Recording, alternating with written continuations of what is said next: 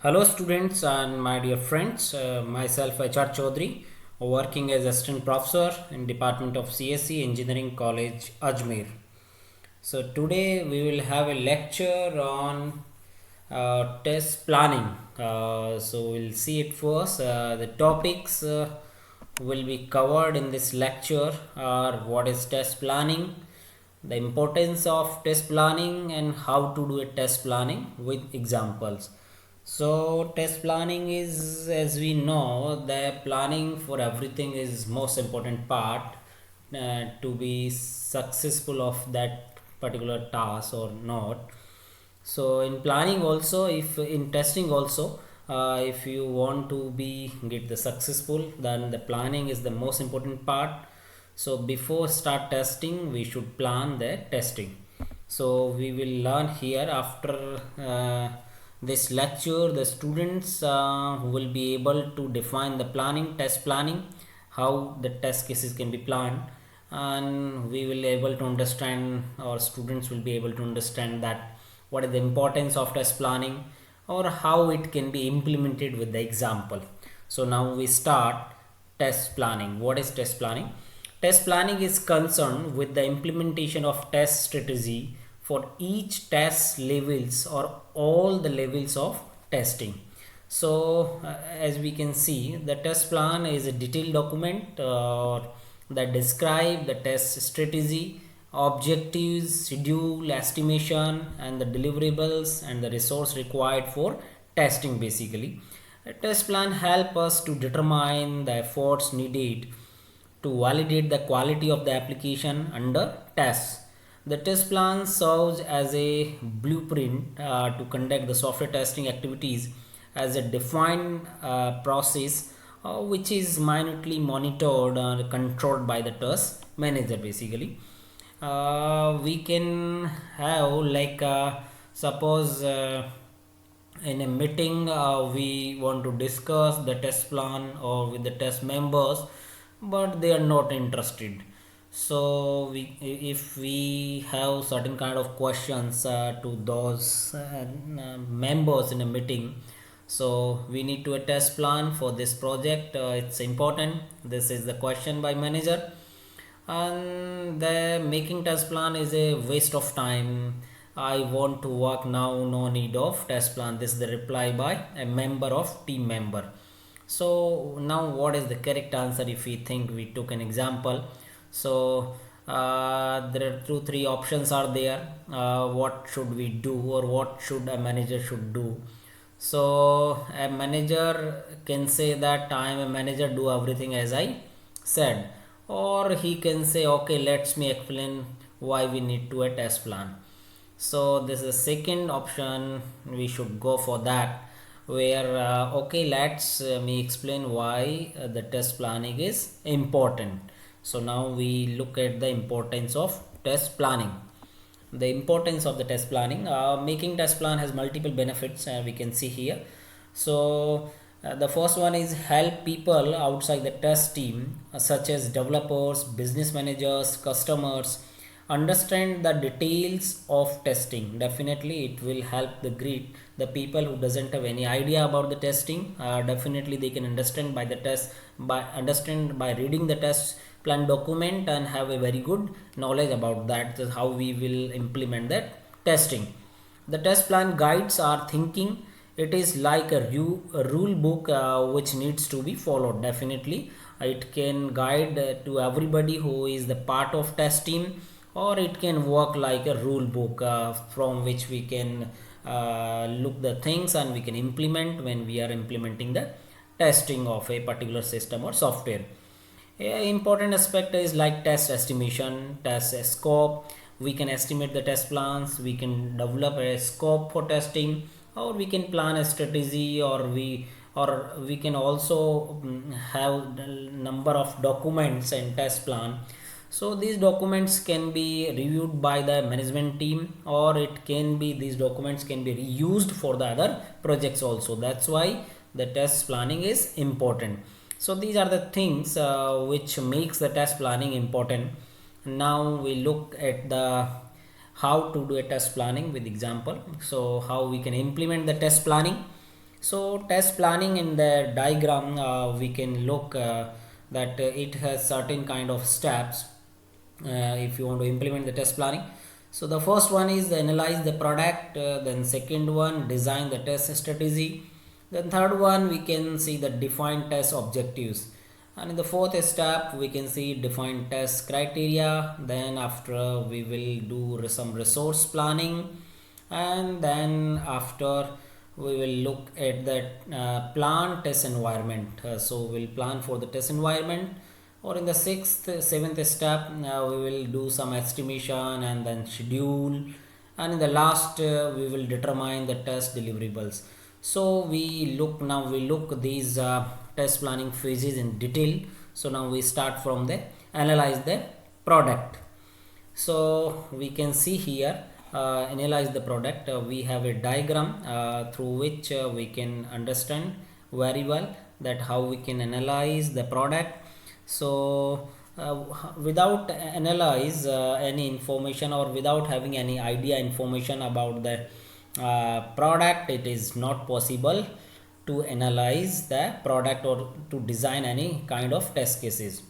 So we must learn a product thoroughly before testing it. So suppose we have a product, or we have example and banking website is there. So we should research about the clients and the end users to know their needs and the expectations from the application. So we have the certain kind of questions. So who will use the website? If we talk about the banking website, so what is that, what is it used for, and how will it work, and what are the soft and hardware the product uses.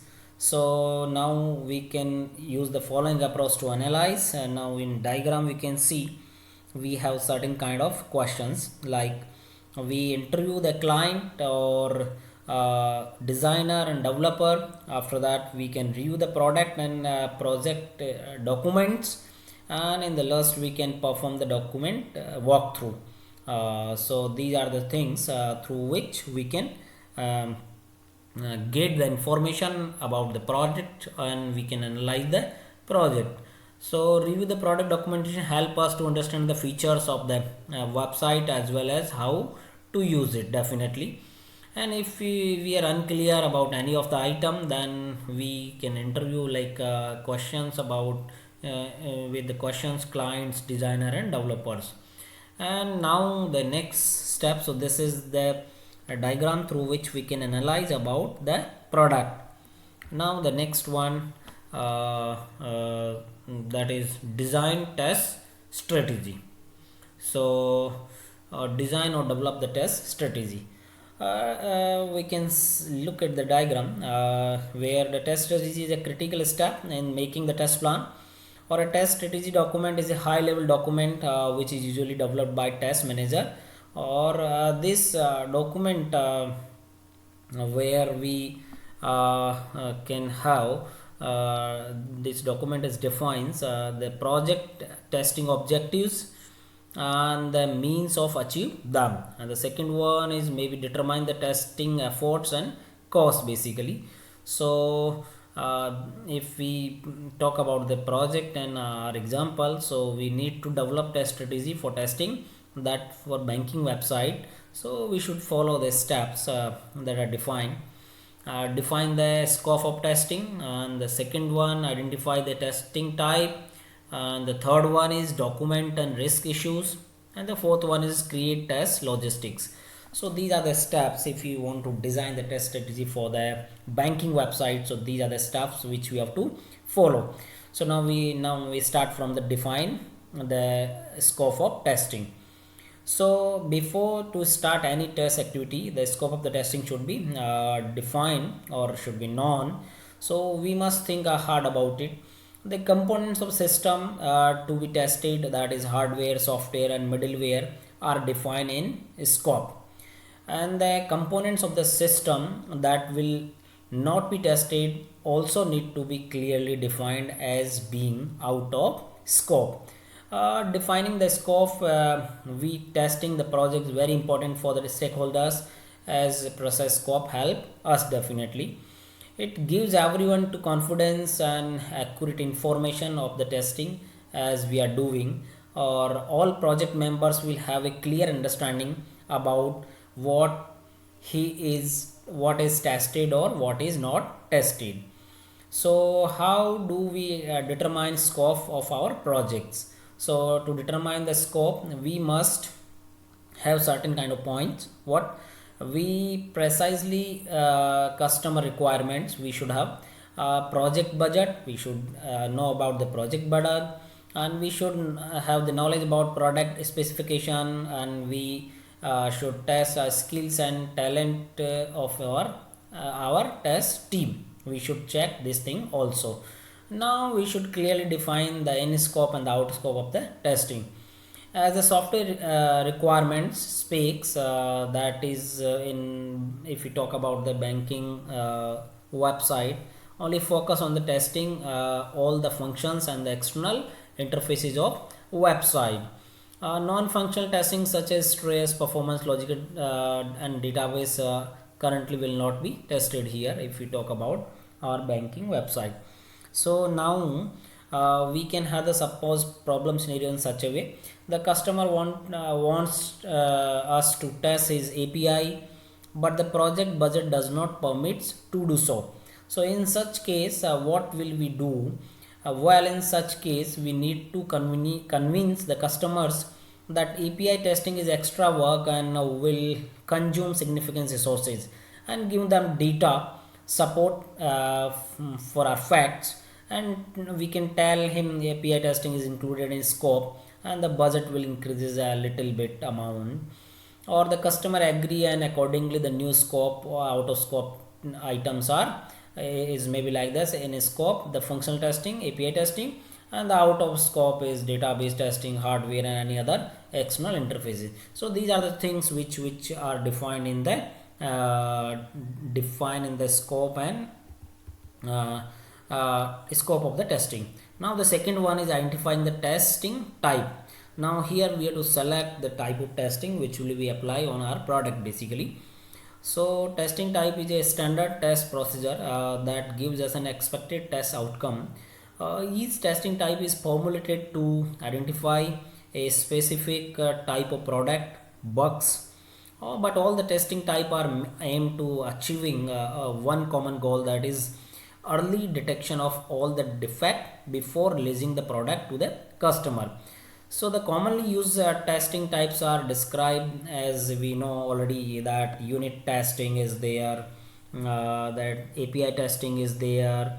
In unit testing we know very well that testing the smallest piece of the verifiable software in the application. In API testing the test API created for the application. Then we know the integration testing included the software modules are combined and tested as a group. Then we have the system testing that conducted on a complete integrated system to evaluate the system compliance with the specified requirements. Then we have the install and uninstall testing. The that is focuses on what customers will need to do install and uninstall and the setup and the remove the new software successfully. And last one we can also have like agile testing the system using agile methodology. So we have a lot of testing techniques. There are tons of testing types testing software product, but our team cannot have enough efforts to handle all kinds of testing. So as a test manager we must set priority for the testing types. So which testing type should be focused for web application testing and which testing type should be ignored for saving cost. So we have the example is that is banking website. So for the banking website we can have the API testing, or we can select integration testing, or we can select the system testing. So these are the important for the banking website. Now the third is document and the risk issues in design test strategy. So in the risk future uncertain events with a probability of occurrence and a potential for loss. When the risk actually happens it becomes issue definitely. So in this definitely risk analysis and solution uh, we have already learned about the risk analysis in detail, and then in the SDLC as identified the potential risk in the project. So we have the certain kind of risk and the solutions for those kind of risk. So we can see here the risk is the team member lack the required skills for website testing. Definitely, if we talk of the banking soft website, so the mitigation, they may be the plan training course to skill up your members. This is the mitigation for that particular risk. The second risk may be that the project schedule is too tight, so it is hard to complete this project on time. So for this thing we can have the mitigation that set test priority for each of the test activities. The third risk may be there, the test manager has poor management skills. So for that mitigation may be there, we can plan the leadership training for the managers. And the risk may be a lack of cooperation negatively affected your employees productivity. So the mitigation may be there, we can encourage each team members in his task and inspire them to greater efforts. Now the risk may be wrong budget estimated and the cost overruns. So the mitigation may be there, establish the scope before beginning the work, pay a lot of attention to the project planning, and the constantly track and measures the progress. So these are the things, these are the number of risks may be there when we can have solutions regarding those kind of risks. Now the create test logistics. In create test logistic, the test manager should answer the following number of questions, that may be who will test, when will the test occurs. So now the first one is who will test. So we may not know exact names of the tester that who will test, but the type of tester can be defined. To select the right member for specified task, we have to consider if his skills is qualified for the task or not. Also estimate the project budget. Selecting wrong member for the task may cause the project to fail or delay. So person having the following certain kind of skills most ideal performing the software testing. What skills are maybe there? The skills, the ability to understand the customer's point of view. Second one, the strong desire of the quality. And third one, the attention to detail. And the fourth one, the good cooperation. So these are the skills if a tester having, he may have a good role for the testing. So in our project, the member who will take in charge the test execution is tester. Based on the project budget, we can choose in source or outsource member as the tester also. And when will the test occur? The second question was, the test activities must be watched with the associated development activities. So we will start the test when we have all the required items. What items are there? So we should have the test specs and requirement documents, the human resources, and the test environment. These three things are ready, then we can go for the testing. So these are the create test logistics. So this is the test design strategy where we plan all kind of things. Now we move the next step, that is define test objectives in a test plan. That is the third step.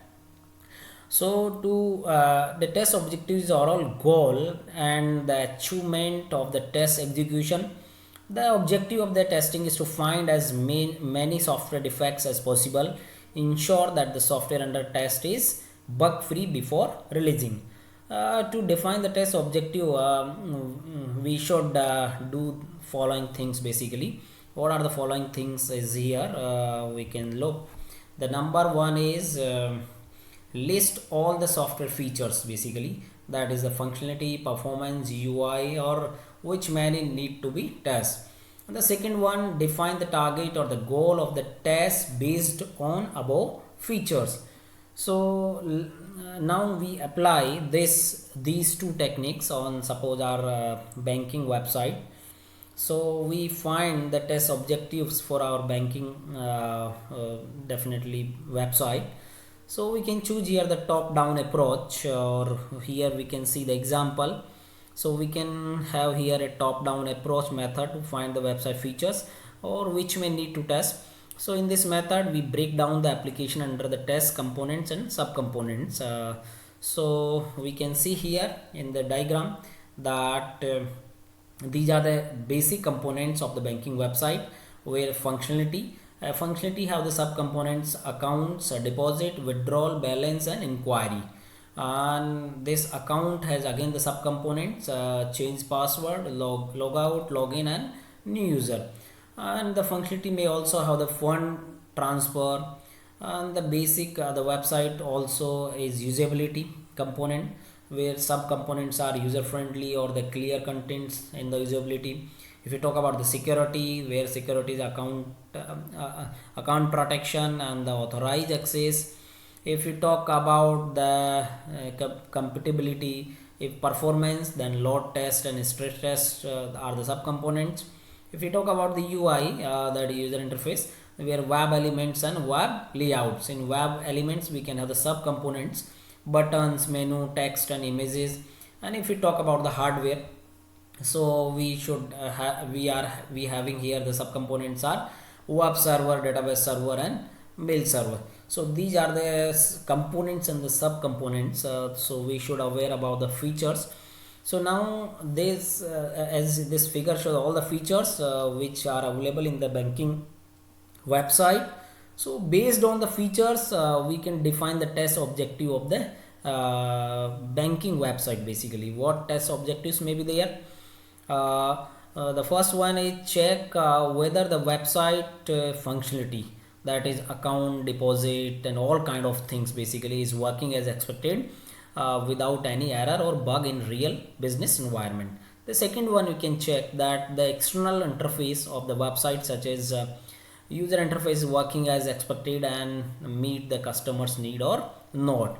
The third one, we can have or we verify the usability of the website.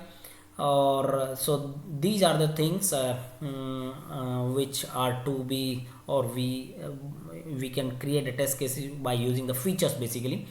So are those these functionalities convenient for the user or not? We can check out all kind of things, basically.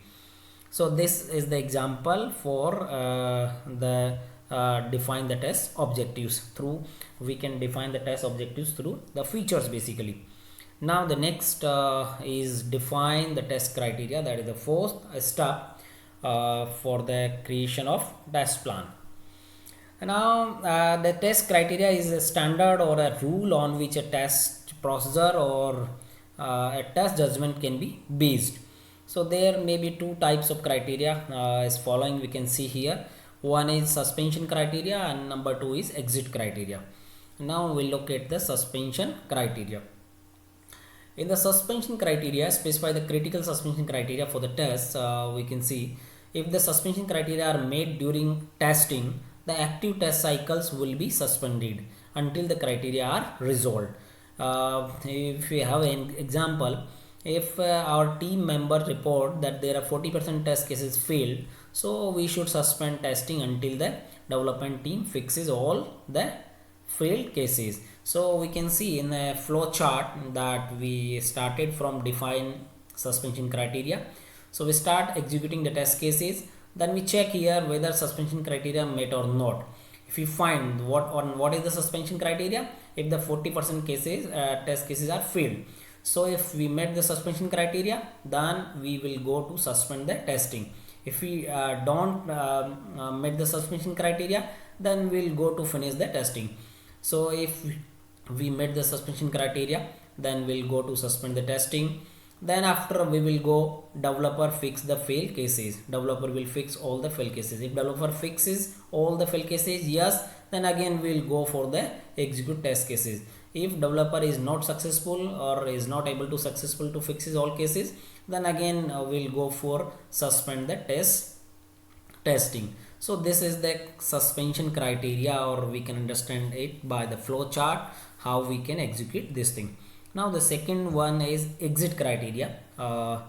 In exit criteria, we can see it specifies the criteria that denotes a successful completion of test phase, or the exit criteria are the targeted results of the test and are necessary before proceeding to the next phase of development. So some methods of defining exit criteria are by specifying targeted run rate and pass rate. So we can understand this exit criteria by two things. One is run rate and the other is pass rate. What is run rate? A run rate is a ratio between the number test cases executed divided by total test cases of test specification. For example, the test specification has total 120 test cases, but the tester only executed 100 test cases. So the run rate is 100 divided by 120, which is equals to 0.83 or 83%. Now the pass rate is the ratio between the numbers test cases passed divided by test cases executed. So for example, in above the 100 test cases executed, there are only 80 test cases that passed. So the pass rate is 80 divided by 100, which is 80% or 0.8. So in this case, we can say, if we talk about this data can be retrieved in the test metrics documents basically. If run rate is mandatory to be 100%, definitely, because unless a clear reason is given. And if the pass rate is depends on the project scope, but achieving high pass rate is good for the testing. If we talk about example, so if our team has already done a test execution and the report the test result to definitely test manager, and they want to confirm the exit criteria, so they can say like this. The team can say that we have run a 90% total of test cases, and remaining 10% test cases we do not have how to test. So do we confirm the exit criteria? They're asking to the test manager. Now test manager can say that no, I don't confirm. That means in this example the run rate is mandatory, which is 100%, and we have covered only 90%. But the test team only accomplished 90% of the test cases, so it means the run rate is not satisfied. So we do not confirm the exit criteria. So this is the way through which we can check or we can create the exit criteria. Now we move to the next step for the creation of the test planning, that is resource planning. Resource planning can be defined in two types of resources may be there, that is, one is human resources and the another one is system resources. So resource planning is detailed summary of all types of resources required to complete the project task. Resources could be human, equipment, or the material needed to complete a project. Definitely the resource planning is the important factor of the test planning, because it helps in determining the number of resources, like maybe employees, equipment, and to be used for the project. Therefore the task manager can make the correct schedule and estimation for the project. So like we have number one is the human resources. What kind of resources may be there? We have the task manager, and what is the role of the task manager? Manage the whole project, define the project directions, and acquire appropriate resources. Second, human resource may be tester. The role of this tester is to identifying and describe the appropriate test techniques and tools and automation architecture, verify and assess the test approaches, execute the test log results and reports defects, and tester could be in-sourced or outsourced members based on the project budget.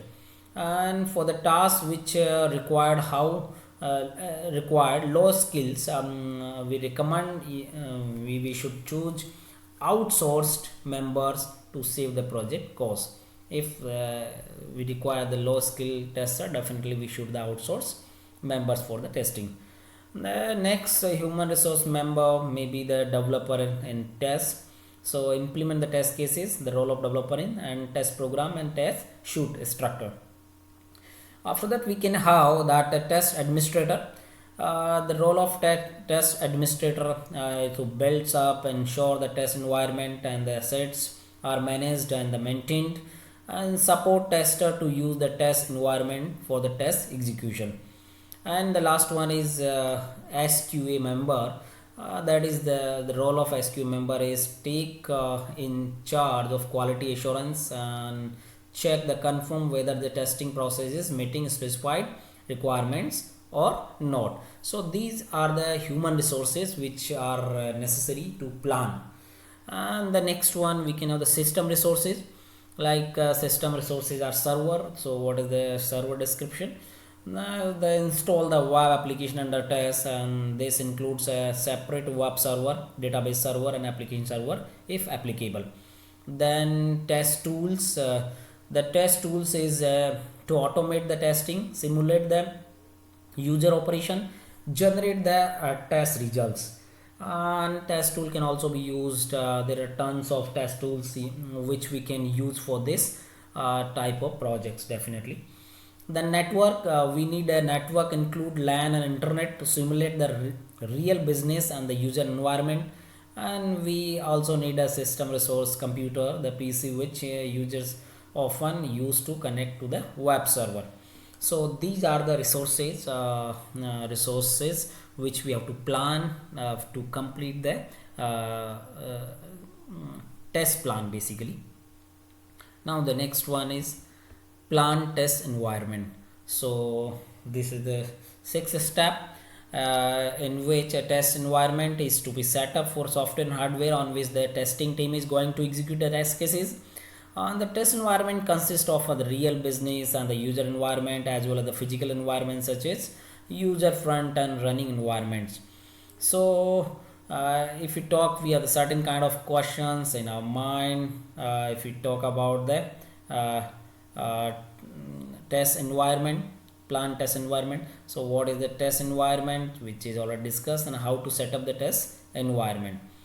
So how to set up a test environment. Now we can move to the our project. We can see here example, that is our banking website, in which we can have the different users are there. So we have to internet, we have database server here, then the web server for the banking website. We can use internet. Through internet our web servers can be connected, and web servers the users can be connected. So this kind of environment there is a required to be set up. So we should ask the developer some questions, that is understand the web application under the test clearly, or here some recommendations we can have. So what is the maximum user connections which is website can handle at the same time, and what are the hardware software requirements to install this website, and does the user computer needs any particular setting to browse the website. So these are questions which we can ask, and we can include in the test plan for the setting up a test environment basically. Now the next one is estimation and schedule. So in this, as we already have used some techniques to estimate the efforts of complete the project, now we'll see how we should include the estimation as well as the schedule to test the planning. So in the test estimation phase, or suppose we break out the whole project into small tasks and add the estimation for the each task as below we can see in the table. So we can have a certain kind of tasks here, and the members to perform those kind of tasks, and the time, estimated time, efforts for that particular task. So we can see here the create the test specification. It can be done by the test designers, and the time is 170 persons per hour. And then after second one we can see the perform test execution. It can be done by the testers and test administrators, and that the requirement of 80 persons per hour. And then test report testers, it can be done by testers, that is 10 minutes per hour.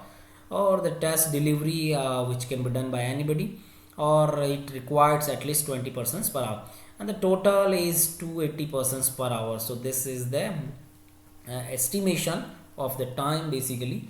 Now after estimation, we can schedule.